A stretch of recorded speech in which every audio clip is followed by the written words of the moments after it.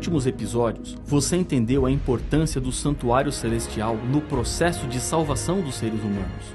O episódio de hoje vai aprofundar um pouco mais esse tema.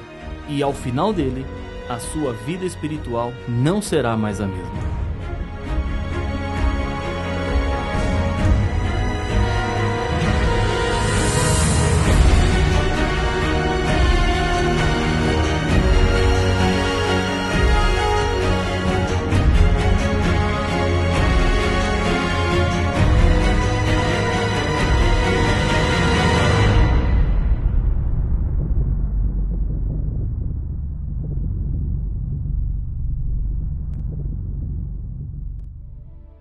Calcula-se que o bigode de um homem tenha por volta de 2.500 fios. Uma pessoa tem por volta de 100.000 fios de cabelos, desde que não seja calva. Os loiros têm cerca de 140.000 fios, enquanto que os morenos têm 109.000. E talvez você esteja se perguntando, quem é que parou para ficar contando os fios de cabelo? Isso parece tão insignificante, mas para Deus não é. Jesus nos disse: não se vendem 5 pardais por 2 asses? Entretanto, nenhum deles está em esquecimento diante de Deus. Até os cabelos da vossa cabeça estão todos contados. Não temais. Bem mais valeis do que muitos pardais. Lucas capítulo 12, versos 6 e 7. Deus tem um interesse muito especial em você. Deus conhece tudo sobre a sua vida. Ele sabe onde você mora, o nome dos seus filhos, onde você trabalha, todos os seus problemas. Se Deus sabe até quantos fios de cabelo você tem, você acha que Ele não se importa com você? As profecias que estão escritas na Bíblia são provas desse amor e interesse de Deus. Ele quer salvar o seu povo e não nos deixou nesse mundo sem termos placas, sinais que indicam e mostram o caminho seguro pelo qual devemos andar. Vamos voltar para o santuário celestial. Lá, a profecia bíblica diz que um evento importante iria acontecer. Veja o que diz Daniel capítulo 8, verso 14. Até 2.300 tardes e manhãs, e o santuário será purificado. Essa profecia não pode referir-se à purificação do santuário terrestre de Israel, porque essa purificação acontecia uma vez por ano, e o templo, quando Daniel recebeu a visão, já estava destruído. Aqui está referindo-se ao santuário celestial. A expressão tarde e manhã significa um dia.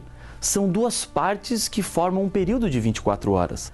Na visão de Daniel, o santuário seria purificado, ou seja, aconteceria o dia da expiação, após 2.300 dias. Quando tratamos de profecias, você não pode interpretar tudo da maneira como lê, pois existem símbolos que precisam ser interpretados. Nesse caso, dia não representa o período literal de 24 horas. Há 2 textos na própria Bíblia que apresentam um dia valendo como um ano, como já vimos neste seminário. Acompanhe o que diz Números capítulo 14, o verso 34. Segundo o número dos dias em que espiastes a terra, 40 dias, cada dia representando um ano. E também Ezequiel capítulo 4, verso 7. 40 dias te dei, cada dia por um ano. Essa contagem de tempo, dia por ano, é familiar em toda a Bíblia. Em Levítico capítulo 25, verso 8, a Bíblia nos diz: contará 7 semanas de anos, 7 vezes 7 anos, de maneira que os dias das 7 semanas de anos te serão 49 anos. Então, sabemos que o período no qual o santuário no céu seria purificado começaria depois de 2.300 anos. Mas a partir de quando? A data do início da contagem de tempo nos levará até o final do período, e assim saberemos quando é que o santuário celestial começou a ser purificado. Perceba que essa profecia foi dada a Daniel com a seguinte advertência: a visão da tarde e da manhã que foi dita é verdadeira. Tu, porém, preserva a visão, porque se refere a dias ainda muito distantes. Daniel capítulo 8 e o verso 26. O que acontece no santuário celestial é exatamente a mesma coisa que acontecia no santuário da terra. Depois de receber os pecados durante um ano, o santuário era purificado. Da mesma maneira, depois de receber os pecados de todos os seres humanos, o santuário do céu precisa ser purificado. Depois de ter a visão, Daniel orava e pedia ao Senhor que revelasse o significado da profecia, pois Daniel ficou muito preocupado. O anjo vem ao encontro de Daniel no capítulo 9 para lhe fazer entender a visão. Com isso, o próprio livro de Daniel esclarece esse mistério. Daniel, capítulo 9, verso 25 é a chave. Sabe e entende. Desde a saída da ordem para restaurar e para edificar Jerusalém, até o ungido ao príncipe, 7 semanas e 62 semanas. As praças e as circunvalações se reedificarão, mas em tempos angustiosos. Nesse texto estão contidos todos os dados que precisamos para entender claramente o significado da profecia.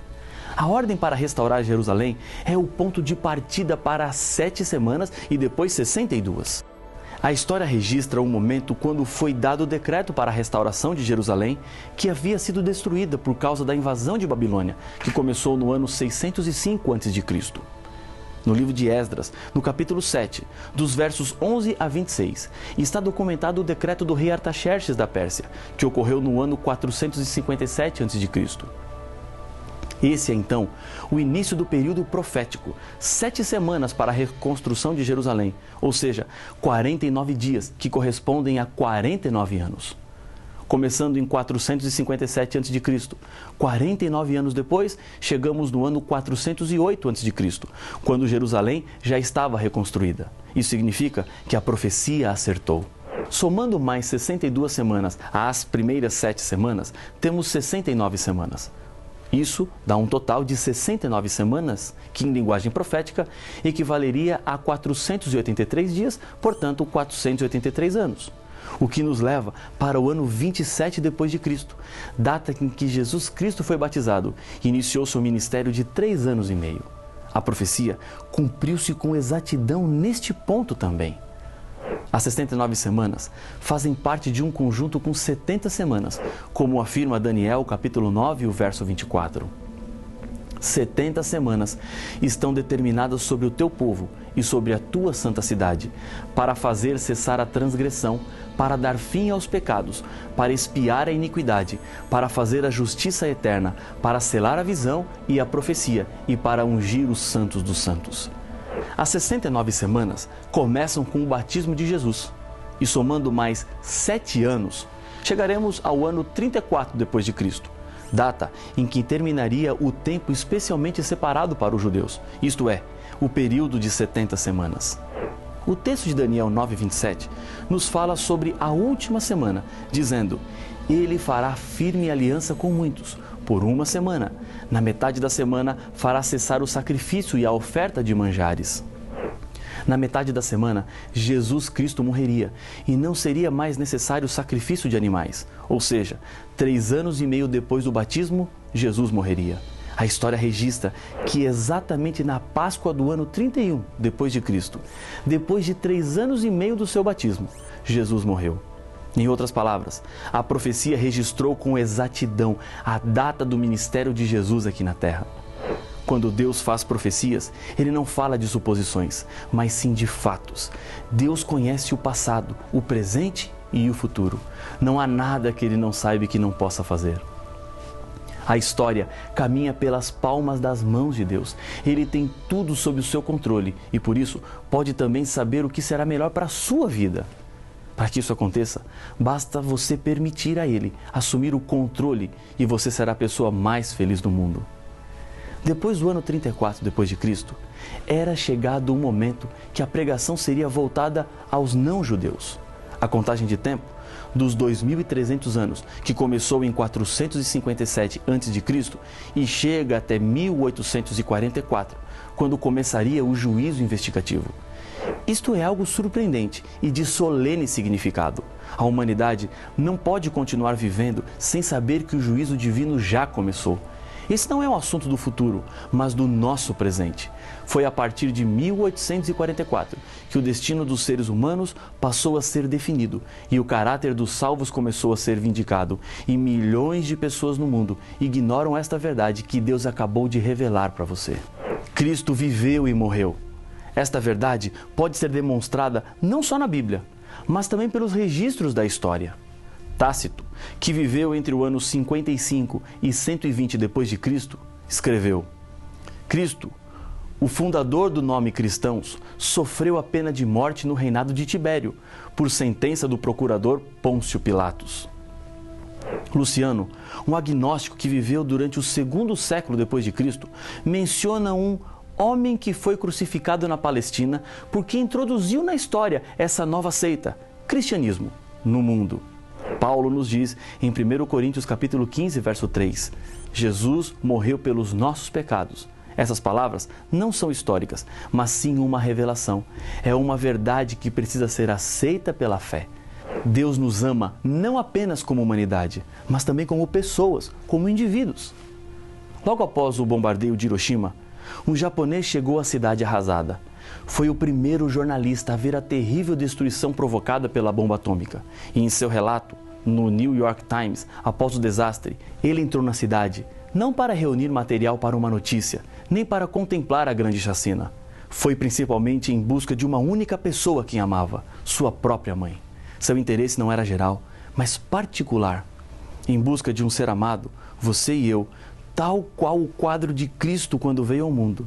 Foi uma missão muito pessoal e temos que assim considerá-la. Não basta dizer, Cristo veio ao mundo para salvar os pecadores, mas sim dizer, Cristo veio ao mundo para me salvar. Essa profecia nos dá duas garantias. Primeira garantia, Jesus Cristo nos salva. Segunda garantia, o restante da profecia também é verdadeiro. A validade do santuário terrestre acabou com a morte de Jesus na cruz. No momento da sua morte, a Bíblia diz, e Jesus, clamando outra vez com grande voz, entregou o Espírito. Eis que o véu do santuário se rasgou em duas partes, de alto a baixo. Tremeu a terra, fenderam-se as rochas. Mateus capítulo 27, versos 50 e 51. Esse templo foi destruído no ano 70 depois de Cristo. Não havia mais razão para continuar existindo na Terra. Ele era apenas um símbolo do que acontece no santuário celestial, desde que Jesus retornou para o céu. Em Hebreus, capítulo 9, verso 23, a Bíblia fala sobre o ministério de Jesus no céu após a sua morte, que é no santuário. Porque Cristo não entrou em santuário feito por mãos, figura do verdadeiro, porém no mesmo céu, para comparecer agora por nós diante de Deus. O santuário terrestre tinha os seus serviços todos os dias no lugar santo. Apenas uma vez por ano, o Santíssimo recebia o sumo sacerdote, quando acontecia a purificação do santuário. Jesus ministrou no lugar santo até 1844. A partir daí, Jesus entrou no lugar santíssimo para concluir a sua obra de perdão e condenação. Essa profecia nem sempre foi completamente compreendida pelos seres humanos. Daniel foi informado de que nem tudo seria compreensível. Tu, porém, Daniel, encerra as palavras e sela o livro até ao tempo do fim. Muitos o esquadrinharão e o saber se multiplicará. Daniel capítulo 12 e o verso 4. O saber que Daniel aqui fala é com relação à profecia. Foi apenas próximo ao ano em que começaria o juízo investigativo no céu que estudiosos da Bíblia descobriram a data, mas devido às tradições que tinham na época, acharam que a purificação do santuário era a volta de Jesus. Em 1844, aconteceu um desapontamento desses cristãos que entenderam o período da profecia, mas não o evento certo. O mais surpreendente é descobrir no Apocalipse uma profecia que revela que Deus permitiu o desapontamento, pois ele tinha um objetivo muito especial. No capítulo 10 de Apocalipse, a profecia é apresentada a João. Então, o anjo que vi em pé sobre o mar e sobre a terra levantou a mão direita para o céu e jurou por aquele que vive pelos séculos dos séculos, o mesmo que criou o céu, a terra, o mar e tudo quanto neles existe. Já não haverá demora, mas nos dias da voz do sétimo anjo, quando ele estiver para tocar a trombeta, cumprir-se-á então o mistério de Deus, segundo ele anunciou aos seus servos, os profetas. A voz que ouvi, vinda do céu, estava de novo falando comigo e dizendo: vai e toma o livro que se acha aberto na mão do anjo em pé sobre o mar e sobre a terra. Fui, pois, ao anjo, dizendo-lhe que me desse o livrinho. Ele então me falou: toma-o, devora-o. Certamente ele será amargo ao teu estômago, mas na tua boca doce como mel. Apocalipse capítulo 10, versos 5 a 9. A ideia de que Jesus voltaria em 1844 foi doce como mel. Mas quando o dia acabou e Jesus não voltou, foi muito amarga. Isso não aconteceu por falta da revelação. A Bíblia apresenta Jesus não como sacerdote do santuário da terra, mas do santuário celestial, onde ele faria a purificação. Esse não foi o primeiro desapontamento que o povo de Deus passou. Houve outro maior, o desapontamento da cruz. Embora Jesus tivesse dito aos seus discípulos que ele morreria, eles não entenderam porque esperavam que Jesus se manifestasse com o poder que ele disse que só manifestará na sua segunda vinda.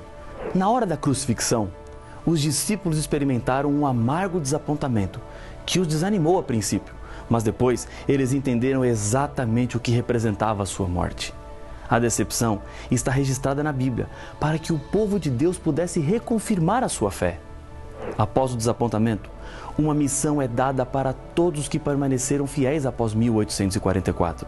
Em Apocalipse capítulo 10, verso 11, a Bíblia diz: Então me disseram, é necessário que ainda profetizes a respeito de muitos povos, nações, línguas e reis. Assim como os discípulos, que amavam a sua religião judaica e não pensavam em deixá-la para formarem uma nova igreja, os que passaram pelo desapontamento não tinham intenção de formar uma nova religião. A questão crucial aconteceu quando foram à Bíblia em busca de respostas ao desapontamento e descobriram muitas verdades bíblicas que as suas igrejas não obedeciam e existiam erros introduzidos na igreja desde a época da Idade Média. Assim, não poderiam pregar o Evangelho eterno de maneira pura e completa. Deus usou então o mesmo método. Primeiro, permitiu que experimentassem o desapontamento. Segundo, assim foram expulsos de suas congregações e, ao se encontrarem do lado de fora, algo os uniu: buscar na Bíblia a luz para a compreensão da verdade. Terceiro, redescobriram as verdades lançadas por terra. Quarto, assim estariam em condições de pregar a todo mundo e ainda hoje pregam em obediência à ordem do Mestre. E a mensagem a ser pregada está no Apocalipse. Vi outro anjo voando pelo meio do céu, tendo um evangelho eterno para pregar aos que se assentam sobre a terra e a cada nação, e tribo, e língua, e povo, dizendo em grande voz: temei a Deus e dai-lhe glória, pois é chegada a hora do seu juízo, e adorai aquele que fez o céu, e a terra, e o mar, e as fontes das águas. Seguiu-se outro anjo, o segundo, dizendo: caiu a grande Babilônia, que tem dado a beber a todas as nações do vinho da fúria da sua prostituição. Seguiu-se a estes outro anjo, o terceiro, dizendo em grande voz: se alguém adora a besta e a sua imagem, e recebe a sua marca na fronte ou sobre a mão, também esse beberá do vinho da cólera de Deus, preparado, sem mistura, do cálice da sua ira, e será atormentado com fogo e enxofre, diante dos santos anjos e na presença do Cordeiro. A fumaça do seu tormento sobe pelos séculos dos séculos e não tem descanso algum, nem de dia nem de noite. Os adoradores da besta e da sua imagem e quem quer que receba a marca do seu nome. Aqui está a perseverança dos santos, os que guardam os mandamentos de Deus e a fé em Jesus. Apocalipse capítulo 14, versos 6 a 12.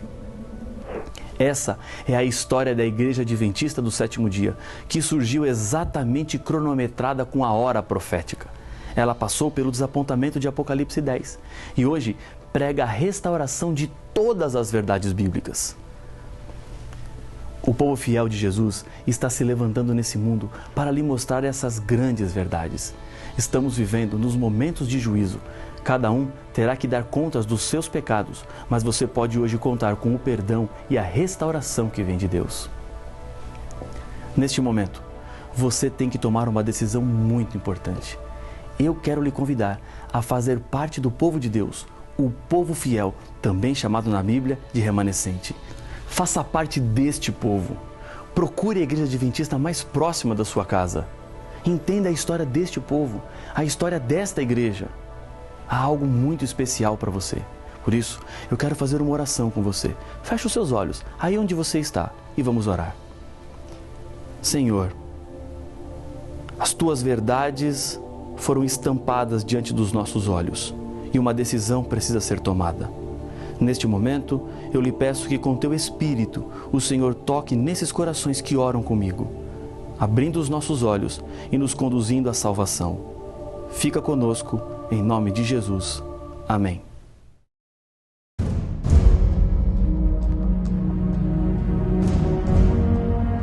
Deus, durante toda a história da salvação do nosso mundo do pecado, sempre revelou seus planos para os seres humanos.